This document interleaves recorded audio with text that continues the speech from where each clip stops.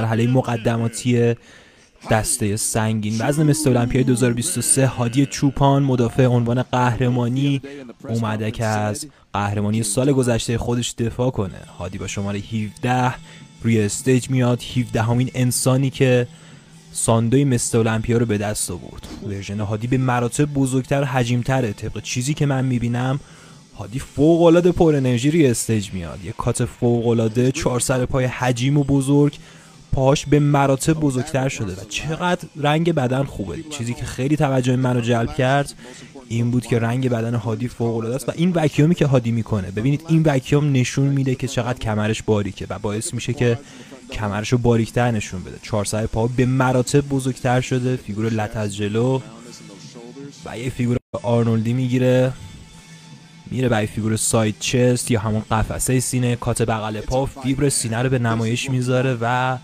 عضلات موربی معروف هادی چوپان، فیگور پشت بازو از بغل، باریکی کمر و انرژی هادی چوپان، انرژی که همیشه داره. هادی اومده که از عنوان قهرمانی خودش دفاع کنه. ببینیم پشت رو چی کار کرده و فیگور جوفوزو از پشت، زیر بغلا به مراتب بزرگتر، پهن‌تر. من میتونم بگم که پکیج 2023 هادی به مراتب بهتر از 2022 هست. چه انرژی داره. هادی یکی از بهترین فیگوریستای دنیاست و میتونه تمام توجه رو به سمت خودش جلب کنه. ببینید با چه تسلطی.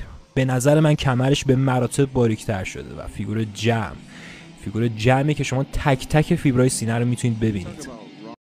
در برابر هادی واقعا همه آبدار دیده میشن و میشه گفت که هادی چوپان کات‌ترین بدنساز روی این استیج هست با اختلاف و وکیوم. توی این وکیوم قشنگ میتونید باریکی کمر رو ببینید.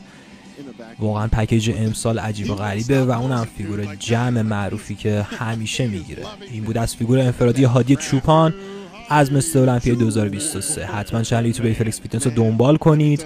با اخبار لحظه‌ای مستر المپیا همراه شما هستیم.